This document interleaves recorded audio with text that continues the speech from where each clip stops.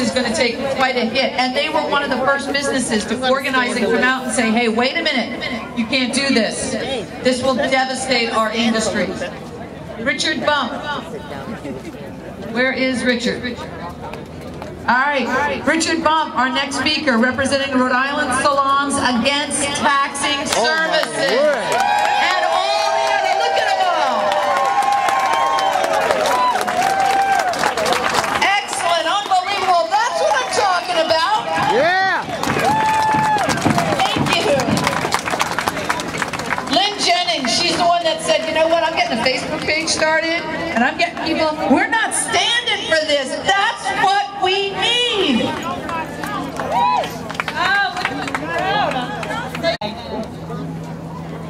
You know, when I started this, I never expected it to get as big as it did. And we are making a difference here. We are seeing this through to the end. We are not going to let these kind of taxes destroy our businesses here in Rhode Island.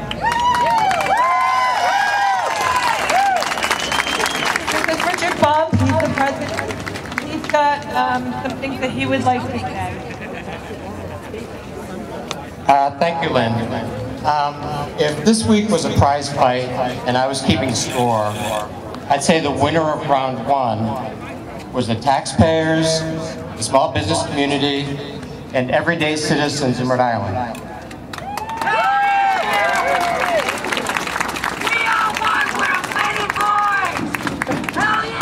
On Wednesday, we delivered a knockout punch to Governor Chafee's aggressive sales tax proposal. But the fight is not over by a long shot. We need the courage and the resolve and the stamina to last 15 rounds. After all, there's still a $300 million budget deficit that must be resolved. And who knows what tricks Governor Chafee and the General Assembly still have up their sleeve.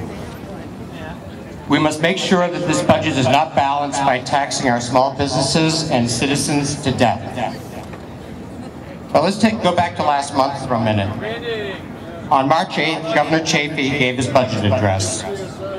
He did not deal with the systemic deficit, no mention of pension reform, no mention of regionalization, no immigration reform, no layoffs, no hiring freeze, no cuts to health and human services, no leadership, no courage.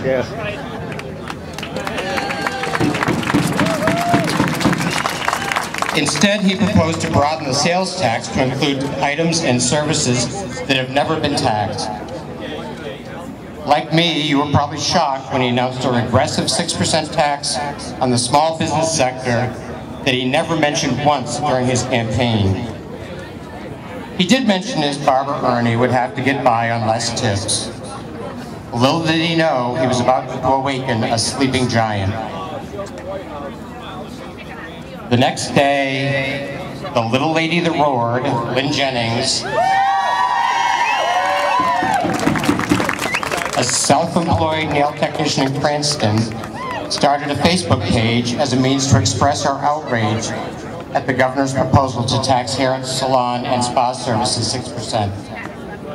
And she called WPRO. And a few people, myself included, joined her on Facebook. And much like what happened in Tunisia, when Facebook helped depose a dictator, a grassroots revolution was born. We became known as the Rhode Island Salons United against taxing services. We were the first small business sector out of the gate to oppose Governor Chafee's tax and spend budget. And our numbers grew as we used talk radio to spread our message. I'd personally like to thank Tara Granahan, Helen Glover, John DePietro, Dan York, Buddy Cianci, and Matt Allen for supporting our efforts.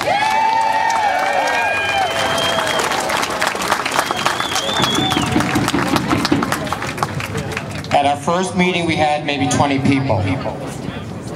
2 weeks later, we had 125 people. We started an online petition and garnered over 1,000 signatures. Folks like Representative Doreen Costa and Colleen Connolly and Gio Polisi and Brian Chippendale championed our cause. And yeah, somebody's shouting something out. Senator Mora. Senator Mora, thank you.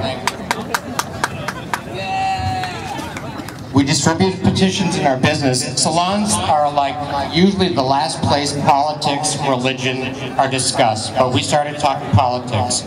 We educated ourselves, we educated our clients. For many of us, it was the first step into the political arena. We called and emailed our representatives. We were in the newspaper, on the radio, on every local TV station. We helped put a face on the everyday struggles that taxpayers and small businesses face in Rhode Island. According to Forbes, the 49th worst state for doing business. We were everywhere, and like our founder Lynn Jennings, we just wouldn't shut up. And other small businesses that would be affected by this unprecedented tax increase heard our call to arms and followed suit. The staffing companies, the auto repair firms, the beverage bottlers, the florists, the opticians, the private security companies, the photographers, and finally, last but not least, the chambers of commerce. And 2 days ago, we all turned out in record numbers to testify before the House Finance Committee. Over 4 hours went by before a single person spoke in support of the Chafee tax increase. And within hours, Speaker Fox announced that the governor's tax proposal was dead on arrival. Because of us.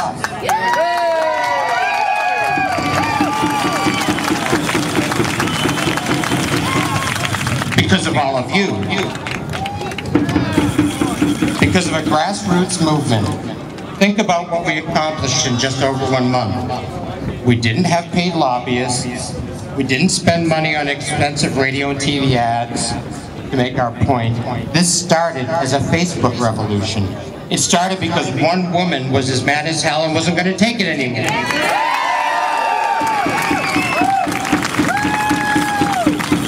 The power of one became an unstoppable force.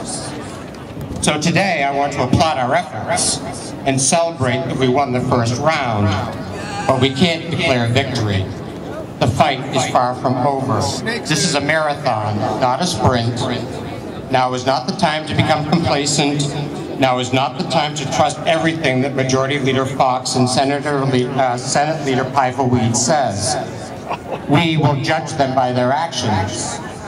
We must remain vocal and active and vigilant. And we must remain united. We must show the tax and spend politicians that we aren't going away.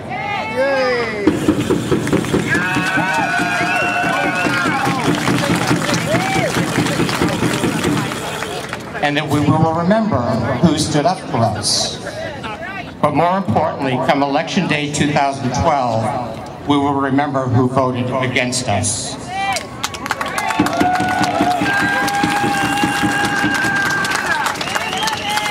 My name is Richard Bump. I represent the Rhode Island Salons United Against Taxing Services.